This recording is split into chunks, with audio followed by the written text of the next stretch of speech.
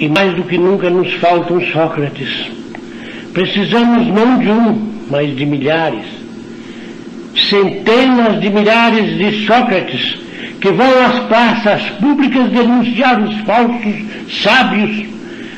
Homens que vêm mostrar que esta invasão de falsas ideias, esta invasão de teorias mal fundadas, de velhos erros do passado que são ressuscitados, retirados dos montes de lixo, de tudo quanto a humanidade produziu de inferior, e que volta tudo isso agora como se fosse a última palavra do saber. Nós precisamos de centenas de milhares de Sócrates.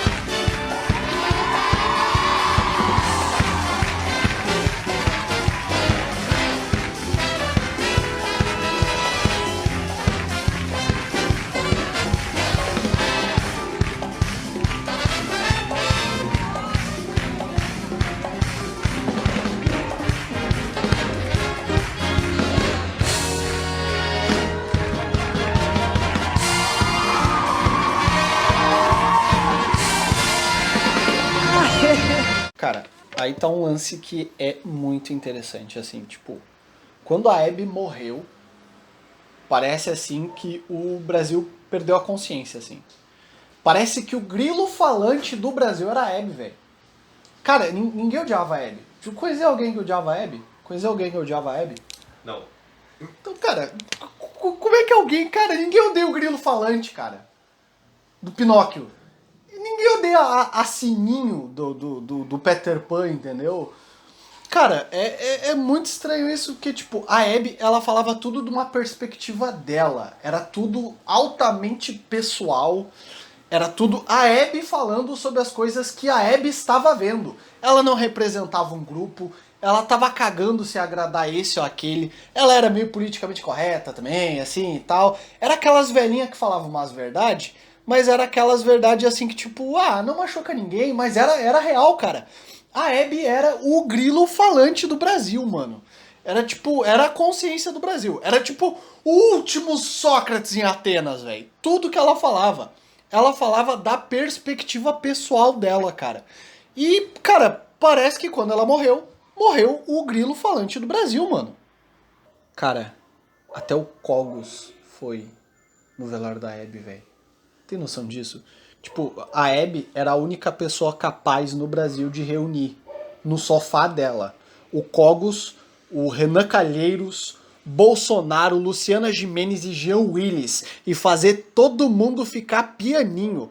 Cara, a mulher era tipo o Papa do Brasil, tá ligado? A parada do Papa. Chegou o Papa, acabou a guerra. Então, isso é um elemento muito interessante. Vocês notem assim, tipo, a Hebe fazia um sucesso desgraçado na televisão. Sucesso desgraçado mesmo. A Hebe era inodiável. Era impossível odiar a Hebe. Óbvio, tem uma série de elementos aí que fazem com que ela tenha esse poder de não ser odiável. Assim, é impossível odiar a Hebe. Mas o negócio é o seguinte, ela sempre fez um sucesso tremendo como apresentadora por causa de um elemento relativamente simples, que é o fato de que ela sempre, mesmo sem conhecimento técnico, ela sempre falava dos problemas, dos elementos sociais e etc., dos acontecimentos, dos fatos, a partir da perspectiva dela. Ela se responsabilizava enquanto Abby, enquanto pessoa, enquanto eu subjetivo pela visão que ela estava tendo daqueles fatos, daqueles elementos, daqueles fenômenos, e também era o julgamento dela poderia estar errado, ou seja, era um espectador subjetivo, biográfico, enxergando os fenômenos e os fatos da perspectiva dela e emitindo um discurso que era dela. Ou seja, era a Abby que estava falando aquilo. Então toda a santa polêmica que essa mulher se enfiou, ela era meio que... tinha esse elemento de que, tipo, cara, é a Abby, é essa vovozinha aí e tal. Ela tinha um elemento também que ela não falava nenhuma verdade muito profunda, né? Tipo, nada machucava do que a Abby falava, assim. Não era uma coisa orteguista, tipo... porque as ideias verdadeiras são as ideias dos náufragos. Não era nada disso. A farsa íntima de vocês. Era coisa sobre namoro, sobre, sei lá... banalidades. Banalidades, assim... E, tipo, não era verdade. Mas tinha esse elemento que fazia um sucesso desgraçado, que era essa forma de estar instalada, que é o que nenhum outro apresentador, pelo visto, tem, onde tu é uma personalidade se impondo à realidade e tudo tinha muito cara de Abby. Isso é muito interessante. O cenário da Abby tinha cara de Abby, o sofá era dela, tudo era muito pessoalizado, tudo muito biográfico, muito pouco preocupado em agradar, mas muito preocupado em passar carinho para a audiência, em levar uma certa um entretenimento que colocasse a pessoa para cima. Então, cara, a Abby era a consciência do Brasil, era o grilo falante desta porra. Ninguém odiava a Abby, cara. Eu imagino perfeitamente o Bolsonaro, o Jean Willis, quem mais? O Cogos. O Cogos na fase mais radical. Quem mais diz aí um cara assim, totalmente antagônico com essas porra aí? Diz ali. Sei lá, porra. Sei lá, a Marilena Chauí. Foda-se, todo mundo sentado no sofá da Abby. Falando, sei lá, porra, até o neto da Band sentado no sofá da Abby, assim, todo mundo sentado naquele sofá branco da Abby, falando, sei lá, sobre o 20 anos de carreira do Menudo. Um bagulho assim. Não é, cara, porra, não é um bagulho muito da Abby. Assim, nossa, tipo, tu junta um monte de pessoa aleatória, de vários setores da sociedade. Ah, hoje vai vir aí o Menudo, 20 anos do Menudo. Ah, sei lá, 10 anos de Chiquititas, uma porra assim, tá ligado? Cara, o que é esse elemento biográfico, esse elemento de estar instalado na realidade, como um ser subjetivo, que vai emitir um discurso em que eu sou responsável pelo discurso, cara, é uma parada que totalmente morreu no Brasil. Morreu no Brasil. Todo mundo que vai falar alguma coisa está representando alguém ou quer aglutinar pessoas com uma determinada personalidade que tem um determinado conjunto de inclinações. Então assim, ó, a Abby, por ter esse elemento de que não falava verdades, por assim dizer, verdades que machucavam as pessoas e etc., verdades muito profundas, ela era a última voz de consciência no sei lá, território nacional. Talvez o Silvio Santos seja hoje também. Não, o Silvio Santos não. O Silvio Santos não era tão web assim. O Silvio Santos, ele pegou, tem uma pegada assim de tipo, eu pelo menos sou concorrente da Globo. O Faustão não iria no programa do Silvio Santos, mas ele iria no programa da Hebe. Todo mundo iria no programa da Hebe, cara. Impressionante. Mas é porque, cara, a Hebe tinha esse elemento de pessoalidade subjetiva, que é o que o Zubiri vai dizer em Naturaleza, História e Deus, que é o elemento que fez com que Sócrates retirasse a filosofia de la via muerta, como ele vai dizer, assim, de um caminho morto, foi uma pessoalização do ofício, uma pessoalização do sábio, o sábio como um ser subjetivo diante da estrutura da realidade, diante da polis, diante do demiurgo, diante de Deus, que tem esse elemento de que eu tenho as minhas contradições internas, portanto o meu trabalho há de ter uma perspectiva. E cara, esse elemento é um dos elementos mais essenciais em todas as relações com estrutura da realidade, sabe? E cara, isso se perdeu totalmente, no Brasil principalmente. Dos Estados Unidos isso já vem de um tempo pra cá, mas não interessa, o que interessa é falar de Brasil. Cara, parece assim que quando a Hebe morreu o grilo falante do Brasil. Sabe que o grilo falante era tipo a consciência do Pinóquio, né?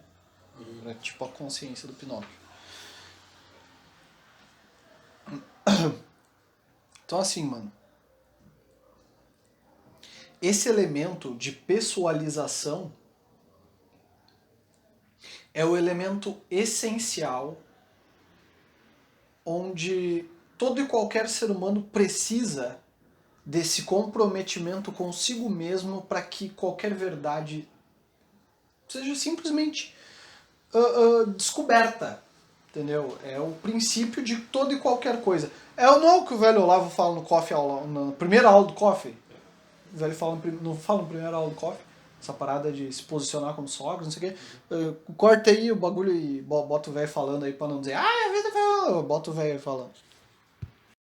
Quando que você hoje verá, vamos dizer, um filósofo meditar a partir da situação social concreta de seus alunos? Não é isso? Jamais. Então, por exemplo, ontem mesmo eu estava assistindo o filme Tropa de Elite. Tá certo? E no Tropa de Elite aparece uma cena de uma aula na universidade, tá certo? Em que estão os alunos, que são todos membros da classe média e alta do Rio de Janeiro, pessoal que vive na Zona Sul, tá certo? Então eles leram Michel Foucault e estão ali analisando a situação social da favela à luz de Michel Foucault. Eu não sei se vocês assistiram os filmes, se não assistiram, assistam, porque foi muito bom. Então, somente aquele aluno que é policial, né, que é o que se chama Matias, ele é policial e é estudante ao mesmo tempo, o pessoal na universidade não sabe que ele é policial, somente ele se lembra de chamar a atenção dos seus colegas para a situação social deles, quer dizer, quem são eles socialmente. Né? Quer dizer, toda a análise de uma situação social, toda a filosofia política, ela tem que partir da consciência que você tem da sua posição dentro. Quer dizer, você não é um desenho que você faz desde a estratosfera. Você não é vamos dizer, um observador externo da sociedade, você é um participante. Então, se você não tem a consciência de qual é o seu papel dentro do espetáculo, você também não compreende a situação dos outros. Então, no caso, você vê aquela discussão sobre a situação social da favela, era feita desde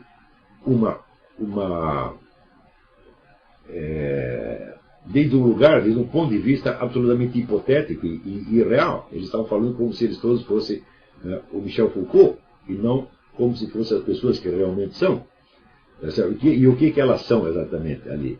Elas são os consumidores da droga que se distribui na favela.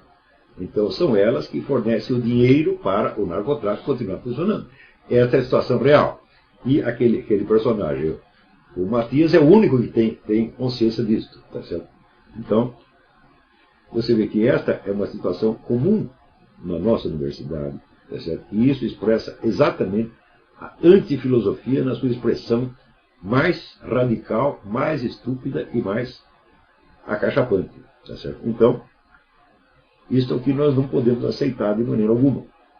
Tá certo? E, nesse sentido, nós vemos que a instituição universitária ela tem contribuído, antes para sufocar a verdadeira vocação da filosofia. Se bem que, quando aparece dentro dessa instituição algum homem de gênio, quer dizer, não apenas uma pessoa excepcionalmente inteligente, mas uma pessoa com personalidade extremamente forte, às vezes ele consegue torcer a situação, vamos dizer, em seu favor.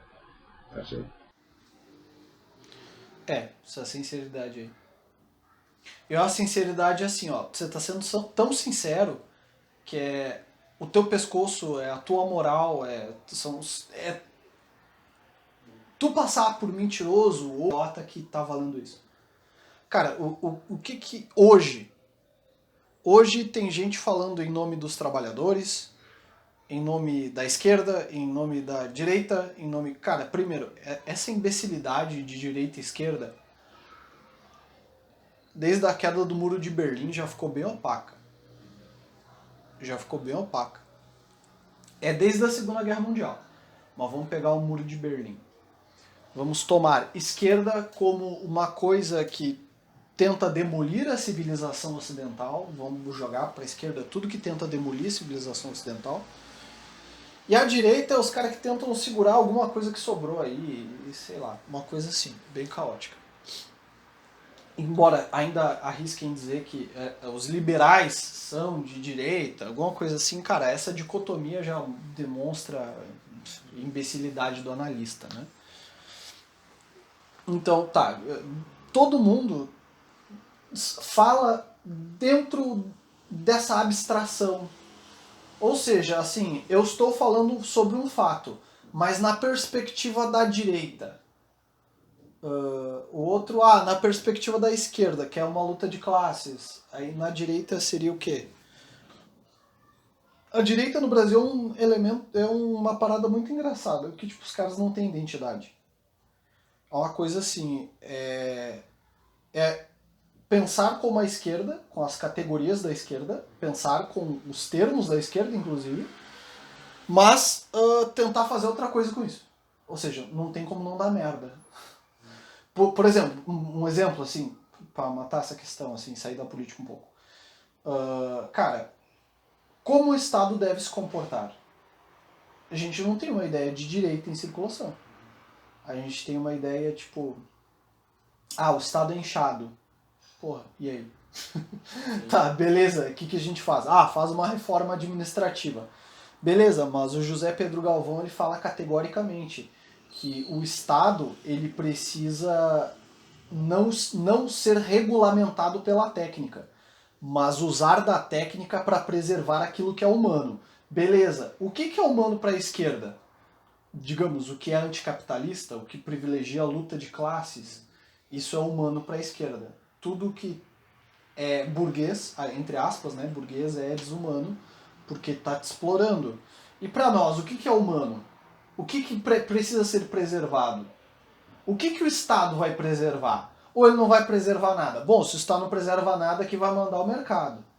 O mercado mandando, o que é legítimo? Entendeu? É uma coisa caótica, não tem identidade. O Brasil não tem identidade. Justamente com esse elemento aí, porque não tem uma Hebe na direita. Tem o professor Olavo. Mas o professor Olavo, às vezes, ele fala as coisas uma perspectiva de alguém que é monstruosamente mais inteligente. E toda vez que ele fala subjugando todo mundo. Cara, o pessoal ouve ele, não é...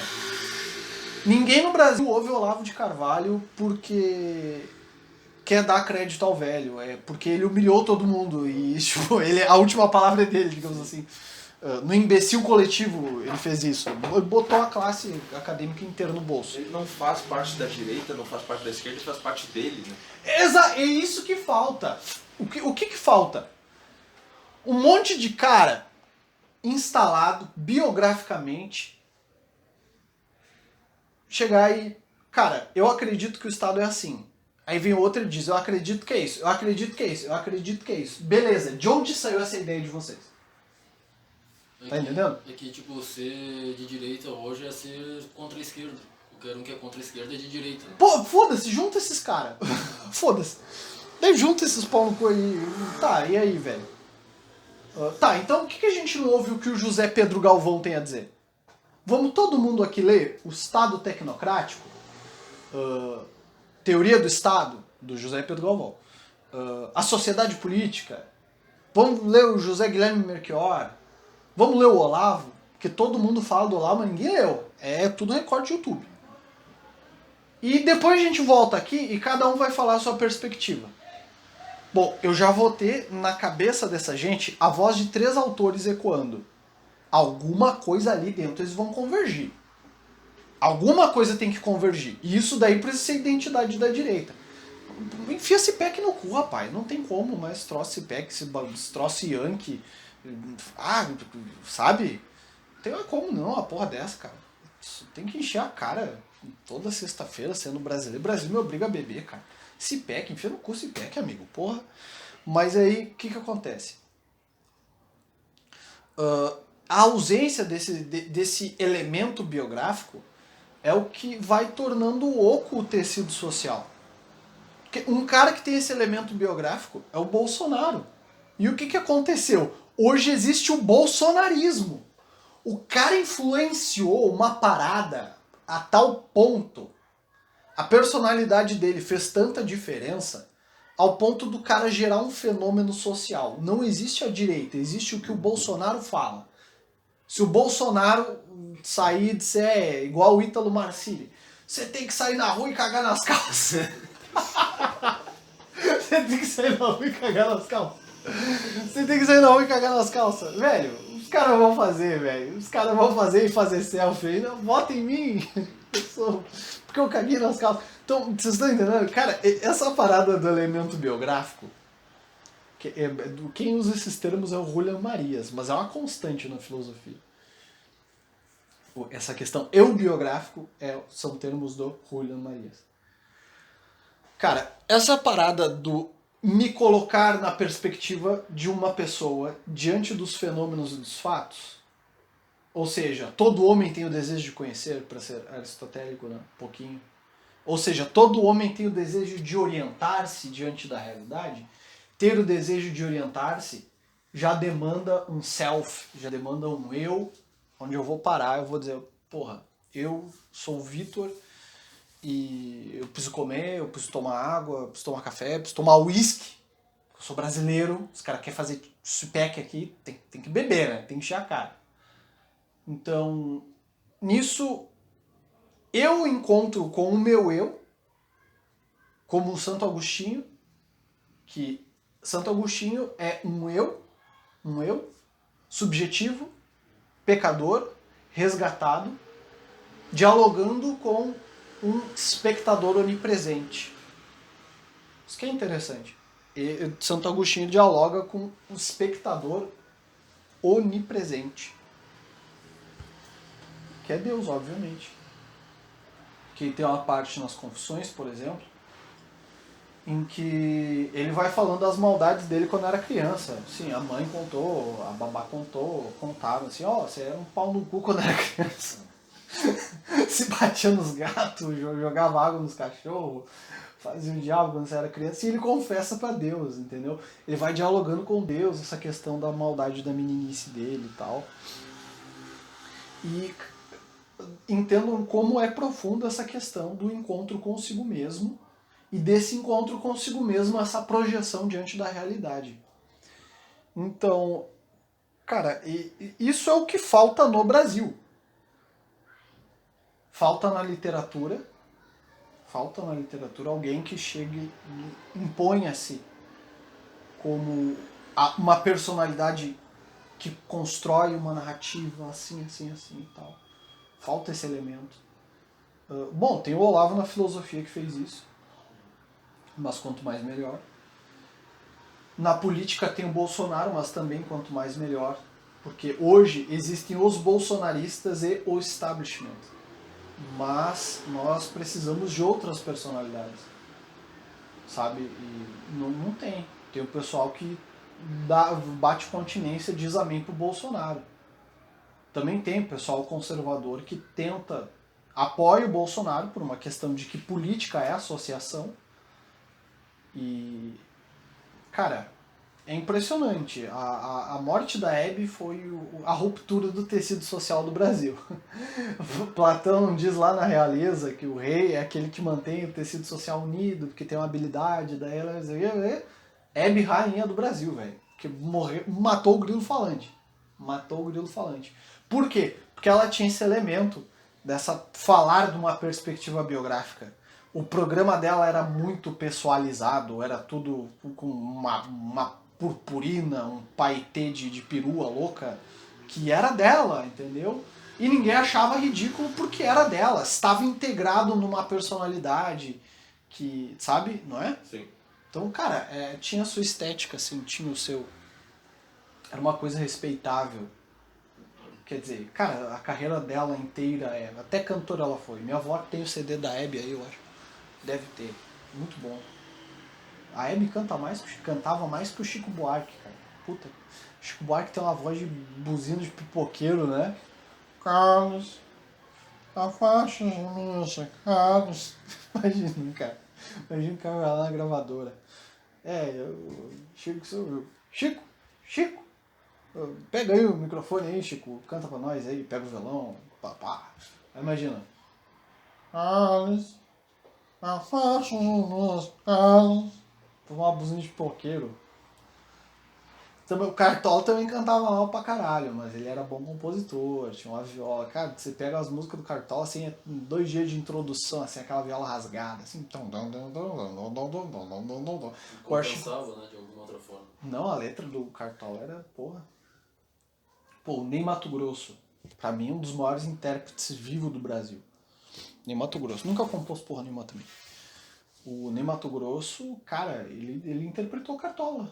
Os Rosas Não Falam. Cara, o Ney Matogrosso, ele é tão bom intérprete que ele deixou uma música do Los Hermanos do caralho. Ele cantou Veja Bem Meu Bem, se eu não me engano, do Los Hermanos, e ficou do caralho. Los Hermanos, véio, é pra fazer sonâmbulo dormir. Quer dizer, sonâmbulo já tá dormindo, mas assim, o sonâmbulo para de tão chato que é aquele bagulho. É de fazer, assim, os caras doidos, psicótico, ter sono. Cara, aquele vocalista, assim, eu acho que foi o primeiro soy boy do Brasil, foi o vocalista do Los Hermanos. O primeiro soy boy, foi um protótipo. Um protótipo. Sim, ó, você quer ser soy boy? Olha pro vocalista do Los Hermanos. Aí vem com aquela voz, veja bem, meu bem, já tem outro alguém pra me conformar. Cara, que música chata. Porra, velho. Cara, aí fez muito sucesso com a Ana Júlia, né? Que é a mais movimentada dele. Mas o resto é de dormir. Música de festa. Não, a Ana Júlia também é chato. Eu acho, cara, a Ana Júlia eu acho a pior música deles. Sério mesmo, eu acho essa... Cara, é que do Ney Matogrosso fez mágica com a música, assim. Porque o Ney Matogrosso, sei lá, ele é igual a Elis. Igual a Elis. A Elis, só que homem. Dá o puta também. Mas é tipo isso, Regina. Só que homem imita muitos elementos femininos. É isso aí. Não é, cara, aí, tipo, falta essa imposição de personalidade, que é o que o Ney fez com a música do Los Hermanos. A música totalmente sem sal, totalmente, ele dá uma pegada meio cigana, meio tô indo embora, tô sofrendo. É do caralho mesmo. Que é o que o Ney faz, é o que a Elis Regina fazia. Pegou a música do Belchior, Como Nossos Pais. Fantástica a música, eu acho tudo dele fantástico, mas a letra. Outro que tinha uma voz ridícula, né? Parecia que tava gripado sempre, não sei. Não sei. Porque parecia o Falcão, cara. Se o Belchior fosse cantar brega, acho que ia dar bom. Acho que ia dar bom se ele fosse cantor de brega. Aí dava. Meu Deus do céu, os caras tudo morto e falando mal deles. Mas, cara, outro cara que tinha uma personalidade muito forte, impactou toda uma juventude, era o Cazuza. Cazu também. Outro não cantava merda nenhuma também. A letra dele era muito boa, mas não cantava bosta nenhuma também. Chamava lá o pessoal a fazer parceria com ele e tal. Também, sessentista pra cacete. Petista. Morreu como morreu, né? Mas, cara, ele era uma personalidade que tinha uma imposição. Impactou tudo. Tudo. Tudo. Porque tudo era muito dele, muito do Cazuza. O Barão Vermelho era Cazuza. Tudo era muito dele. Porque era uma personalidade que conseguia se impor. Então, cara, esse elemento tá morto hoje no Brasil. Porque as pessoas não querem se responsabilizar por essa imposição. Isso demanda uma certa coragem, uma certa noção das leis da realidade, assim, de o que vai te esmagar ou não. O que aqui pode me matar ou não, digamos assim. Também tem esse... Cara, esse lance do subjetivo, do espectador, é uma parada que acabou. E é muito por causa dessa covardia. O Ortega escreve sobre isso em 1916. Eu te mostrei, não é? Questão do... No El Espectador.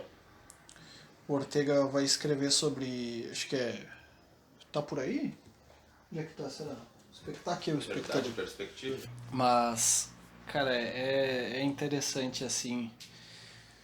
Como no Brasil todo mundo que levanta assim a voz para alguma coisa não tá esperando bem a estrutura da realidade. Não é uma pessoa, um ser biográfico se dirigindo à realidade.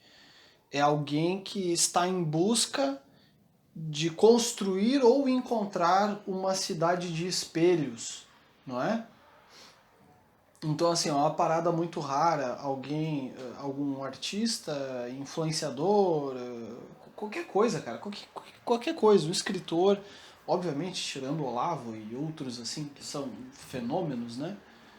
O professor Olavo é quase a imposição da personalidade dele é quase um fenômeno, não é quase, né? É um fenômeno, né? Mas em proporções diferentes, por exemplo, do Bolsonaro, são coisas diferentes.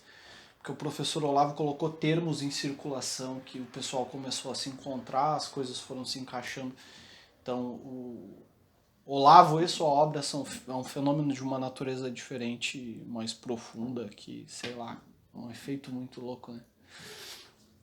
Então, cara, tirando assim um ou outro cara, depois que todo mundo viu isso, que foi a onda Bolsonaro, por exemplo, depois que viram esse impacto de Olavo, todo esse lance que demonstrou que existe um vácuo de produções humanas, não é só cultura, é as produções humanas mesmo, que até os bibelô que tem pra vender na loja da China, tudo é meio comunista, assim. Nossa, que comparativo bosta. Mas até os miçangueiros de praia, cara, é aquelas artes assim, feitas à moda universitária, tudo meio com a cara da USP, assim. E, cara, assim, as produções humanas estão carentes de personalidade. E aí, só que quando as pessoas elas querem falar alguma coisa, não é uma persona se dirigindo a outros seres subjetivos que vão ouvir e avaliar o que está sendo dito e julgar ou não. É sempre a busca por uma cidade de espelhos, não é? Sempre aquele lance assim, sei lá, eu sou marxista contra a monogamia. Então qualquer um que não venha refletir essa minha percepção tá me atacando, não é? Tudo é discurso de ódio. Tudo que é diferente de mim é discurso de ódio, não é? Tanto que a própria direita diz, eu falando de novo, cara, mas é porque os fenômenos agora estão muito imanentes, né? Tudo está relacionado a essas proporções mais baixas da vida humana, né? Tanto que a direita usa um termo chamado ódio do bem. Eu não vejo coisa mais estúpida do que isso. Porque esse pessoal da esquerda não destila ódio. Não é ódio esse lance. É manutenção do poder. Eles estão numa posição confortável nessa busca da cidade dos espelhos. Eles têm isso, porque tem uma máquina anticivilizacional de doutrinação, que é a universidade. A universidade ocidental, ela é anticivilização ocidental, não é? Tem esse fenômeno, né, recente, assim, de uns 100 anos para cá. A universidade ocidental, ela busca demolir aquilo que o próprio Ocidente construiu. É interessante, a universidade quer destruir a igreja, sendo que a igreja criou a universidade. Então tem esse fenômeno interessante aí. E assim, cara, não existe ódio do bem, porque a esquerda não destila ódio, a esquerda tenta reprimir as ameaças à sua hegemonia. Então não é ódio, assim, ódio remete a vazio, um certo asco, mas não, esse pessoal se sente ameaçado, então não é ódio, é como você colocar um rato contra a parede, alguma coisa assim, sabe? E a ausência de personalidade é uma coisa tão profunda que pode ver. A esquerda diz, o discurso de ódio. Aí a direita vem e diz, não, mas o ódio é de vocês que sentem ódio. Mas na verdade, não é isso aí. É todo mundo pensando dentro das mesmas categorias. E usando os mesmos termos. E, cara, muito complicado isso. Porque acaba que os elementos demasiadamente humanos, eles vão sucumbindo. E aí, na verdade, bom, o fulano, o antimonogamia, ele tá em busca dessa cidade de espelhos, né? Ele tá em busca desse encontro de personas iguais, que todo mundo vai dizer sim pra ele. E ele vai dizer sim para o que essas outras pessoas disserem também. É uma cidade de espelhos. E, cara, tem uma outra cidade, digamos assim, a Zona Norte são espelhos vermelhos e a Zona Sul são espelhos azuis, e nós não temos mais um tecido social onde existem pessoas se relacionando com a realidade. E aí o que acontece? Existe gente que realmente está se relacionando com a realidade, mas o interesse dessa gente é, sei lá, cartão de crédito de carbono. Sei que vocês me entendem. Então, cara, é complicada a situação, porque é um trabalho de um por um, assim. Você precisaria dizer, olha, você tem contradições internas que precisam ser solucionadas e é preciso que se inicie um processo de pessoalização. Ou seja, você não precisa ficar repetindo legítima defesa, Deus, pátria e família, Estado de Direito, ou qualquer porra dessas. Democracia. Agora parece que todo mundo quer ser dono da democracia. Até a direita.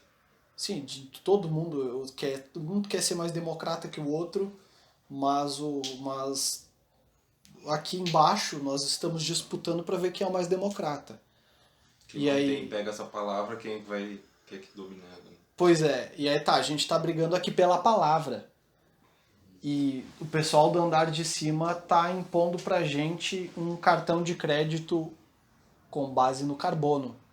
Ou seja, você não vai mais gastar o seu dinheiro, mas é pela emissão de carbono do produto que você está comprando. Então assim, cara, enquanto a gente tem uma parte... Estamos falando simples e puramente da guerra pelo poder. Agora, nesse momento. Estamos falando de fenômenos mais imanentes, assim. Tá, tem uma parte do pessoal que quer a palavra democracia, a outra parte também quer essa palavra. E aí, é tipo as crianças brigando por um brinquedo, enquanto os adultos estão decidindo o que vai ser no almoço, entendeu? Cara, no fim das contas, quem decide o almoço são os adultos. E aí tem as crianças aqui embaixo brigando pra ver quem vai ficar com o dinossauro. Nunca teve esse lance, né? Porra, na minha infância teve. As crianças brigando por causa da porra do brinquedo. E ninguém sabe de quem é aquele brinquedo, porque a criança que a mãe dela comprou aquele brinquedo. Beleza. A criança que tá segurando o dinossauro, ela não tem senso de propriedade. Então vem outra criança e tira da mão dela, ela fica meio sem reação, né? Precisa vir outro adulto dizer de quem é o negócio. Cara, a briga política no Brasil se resume a isso. Assim, algum adulto vai vir e vai dizer de quem é. Geralmente é a mídia. Não que a mídia tenha adultos. Os donos da mídia são os adultos. Que sabem utilizar a mídia. E qual é o problema? O que é mídia? É meio. É opinião pública. Então, não é questão de alcance, não é questão de credibilidade. É uma questão de que a mídia é quem tem o poder de abarcar uma cosmovisão completa. É de quem tem poder de dizer o que o mundo é ou não. É basicamente, tá no meio, mídia. O nome diz já. Imprensa, começou como imprensa, hoje é mídia. Imprensa porque vem da prensa, os caras fazem aquele jornal batidão assim. Pra tirar um jornal era assim, ó. Assim, umas 4 séries de tríceps. Pá, pá, pá, aquela prensa desgraçada. Aí era a imprensa, hoje é mídia, é meio. É quem vai te trazer assim, uma leitura, quase que uma cosmovisão pronta do mundo. Então, cara, basicamente, um vai, puxa o dinossauro pra lá, puxa o dinossauro pra cá, vem o adulto e diz de quem ele é. E, cara, ninguém põe a sua própria personalidade pra dizer, ó, eu sou fulano, meu nome é tal, a minha história é tal, e eu acho tal coisa. Ou seja, não tem uma outra criança um pouco mais esperta pra botar a mão no dinossauro e dizer, é meu. Entendeu? Tipo, tá aqui, e os dois puxam, vem um cara 2 anos mais velho e bota a mão. Ó, o negócio é o seguinte, é meu. Por quê? É meu. Falta isso, entendeu? É uma analogia estúpida. Mas no fim das contas, o que acontece? Eu tenho 2 lados, 2 grupos que se associam. Um grupo mais ligado ao establishment, outro grupo ligado à popularidade da massa, e os dois estão brigando por uma palavra chamada democracia. Um lado quer ser muito democrata, o outro lado também quer ser democrata, mas nenhum comprova superioridade intelectual por ter pessoas de personalidade forte bem intencionadas. Porque política é a ciência do bem comum. Ponto. Eu não vejo muita discussão nisso. Deveria ser a ciência do bem comum. Desde Maquiavel a gente pode dizer que é o comportamento do poder, por assim dizer. Vamos dizer assim, em termos do Bertrand Juvenal. Comportamento do poder. Ou ciência da obediência, vamos dizer assim. O que acontece? Isso nós estamos falando de fenômenos mais imanentes. Se nós formos para a cultura, aquilo que é cultuável, pedagógico, etc. Cara, a coisa só piora. Por quê? Porque a cultura hoje no Brasil, ela já é quase que um elemento de bestialização. Se ele está tranquilo, de boa, passa um carro de som falando em vai novinha. Dependendo, eu imagino assim, que depende do quanto a vontade do cara é educada, ele pensa em comer alguém ou não. Não sei, quando o funk começou eu já tinha mais ou menos um pouco de... sei lá, já tinha o suficiente para ignorar.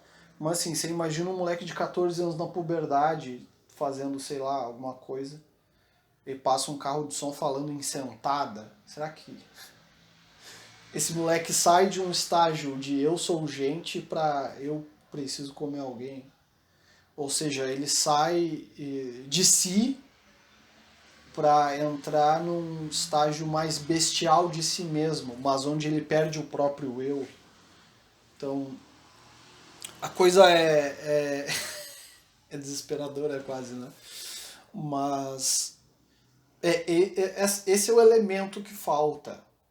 Falta o grilo falante em cada setor da sociedade. A Hebe foi a rainha do Brasil porque ela tinha esse elemento de que, cara, ela tá falando tudo como ela, tudo é extremamente pessoalizado, tudo tem um compromisso rigoroso consigo mesmo, entendeu? Tudo que sai da boca da Hebe é a Hebe falando, não é um grupo de interesses, não é nem a televisão que ela tá trabalhando, nem os patrocinadores, não é ninguém, aquilo sai da Hebe. Entendeu? Cara, é uma coisa muito louca a gente precisar usar uma apresentadora de TV para dar esse exemplo. Porque os nossos grandes autores, eles começam a assumir, tipo, a partir dos anos 60, 70 por aí.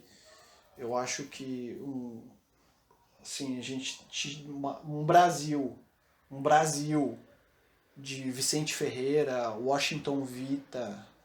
Vocês conseguem imaginar um Brasil assim, ó, recebendo o Julian Marias? Recebendo o Julian Marias. Assim, o Julian Marias vem aqui no Rio de Janeiro. Aí vai lá o Vicente Ferreira, de, sei lá, um Fusca branco, recebe o Julian Marias. Vocês conseguem imaginar uma parada dessas?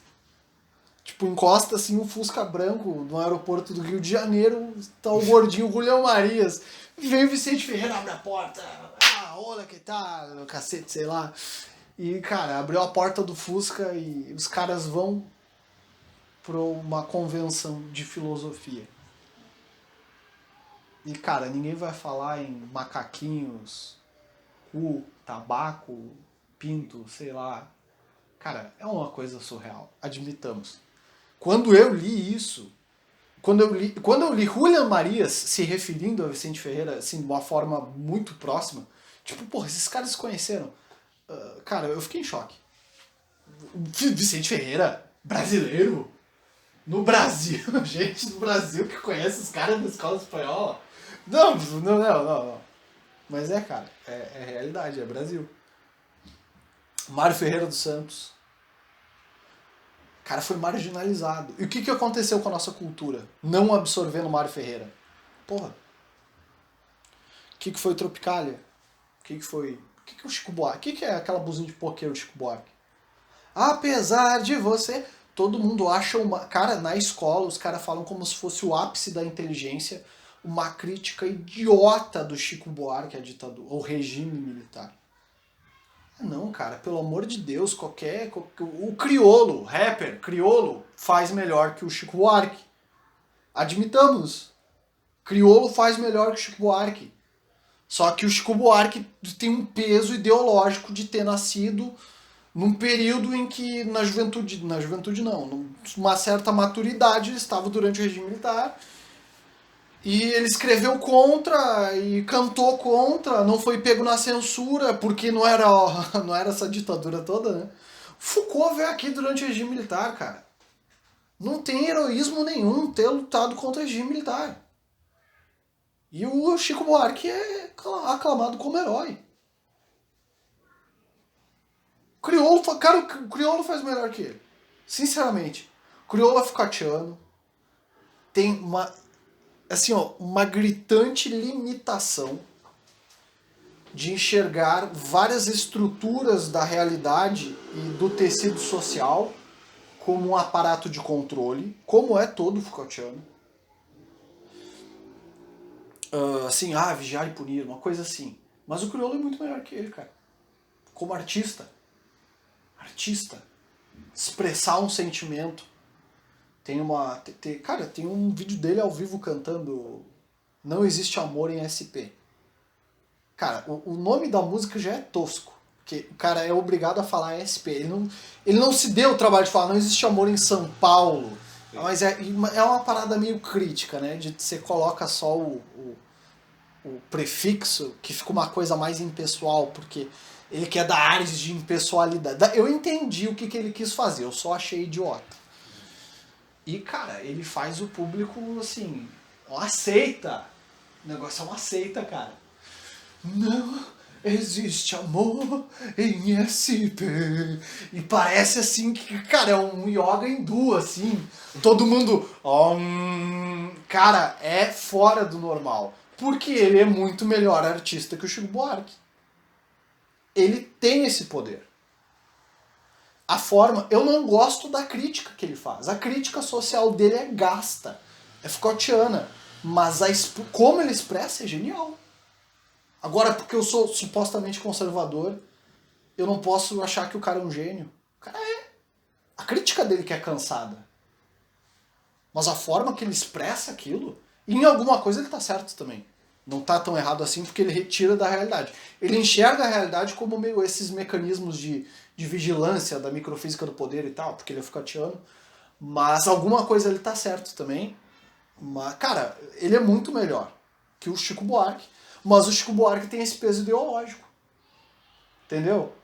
Então, até os setores culturais que deveriam ser, assim, os mais... estar no transcendental... são regulamentados por critérios imanentes, entendeu? Então, cara, é foda, é brasa, suco de brasa o negócio, é brasa pra caralho, entendeu? Então, assim, é foda. Já ouviu o Crioulo, né? Já. Então, é do caralho, eu acho do caralho, não é? Pô, eu acho. Já e nem me lembro. Hã? Nem me lembro. Ah, mas faz parte. Aí se eu ouvir hoje... Tu vai sentir aquele asco assim de... esse cara tem alguma coisa estranha com ele. Eu sei que é o Foucault, né? O Foucault estragou ele. Foucault, luta de classes e tal. Cara, o que os conservadores precisam, primeiro é de uma identidade. Sim, dizer o que é, qual é o lance, o que a gente quer. que a gente vai fazer na realidade? Porque, porra, os porta-vozes da direita são um bando de imbecis. Eles só são contra tudo e não sabem como fazer nada. Ai, nós precisamos de liberdade. Como? Precisamos de armas. Pra quê? Tá entendendo? Responder essas coisas. Tem gente capaz de responder isso. Não sei por que não respondeu ainda. Quer dizer, o Olavo já respondeu tudo, só precisa passar assim uma linguagem de massa, né? Tem até curso de teoria do Estado, velho. E aí, cara... mas a forma, assim, a expressão, porra, a expressão do cara é genial. Cara, e a direita precisaria de um crioulo. Pra ontem. Um crioulo, assim. Um cara que expressasse um projeto conservador com a mesma vivacidade que o crioulo expressa esse mecanismo da microfísica do poder do Foucault. Sim, coisa de seita mesmo. É o que os caras precisam. Se eles querem se manter no poder, eles precisam disso. Se não, pode esquecer. E literatura, e óbvio, todo o resto, que o Olavo já cansou de falar. Mas, ô meu, quer pra ontem, fazer uma parada maior que o 7 de setembro, esquece o Bolsonaro, vai atrás de um crioulo. E assim, um cara que tem essa genialidade. Vocês ouviram, ele tem uma parceria de agora, sim, eu acompanho ele, com o Milton Nascimento. O Cais. Eles fazem, ele regravam o Cais do Milton Nascimento. É genial, cara. É genial. Assim, uma coisa de que o crioulo não é um ideólogo, ele é um artista. Ele é um artista que foi educado dentro da hegemonia cultural marxista. Mas ele é gênio, cara. Não tem como ser. E você precisa de uma coisa similar àquilo. Você precisa. Pelo menos para ter, cara, mais 8 anos de conservador no poder. E, cara, não é assim. E não é o cara abraçado num político. Eu nunca vi o crioulo abraçado no Haddad. Nunca vi. Vi o Emicida. Mas o Emicida é um bosta. O crioulo nunca se abraçou em político. E outra, ele, cara, eu acho ele um cara, assim, muito instalado na realidade, assim. Tanto que ele nunca participou da rinha de MCs. Ele só escreve. Tipo, ele sabe até onde ele vai. E, cara, eu não sei, ele tem uma coisa ali que é dele e ele é foda. Mas, assim, vocês podem ver. O Chico Buarque é maior que o crioulo por um critério ideológico. Porque ele expressa mais, nessa cidade de espelhos, a crítica ao marxismo. Ele criticou num momento mais ousado. Aí porque o outro nasceu depois e já pegou a hegemonia meio estabelecida. Aí deixa o cara. Porra, é foda. É foda. Então, cara, é tudo muito... São critérios que estão muito baixos, assim. Critérios estão muito baixos, muito baixos.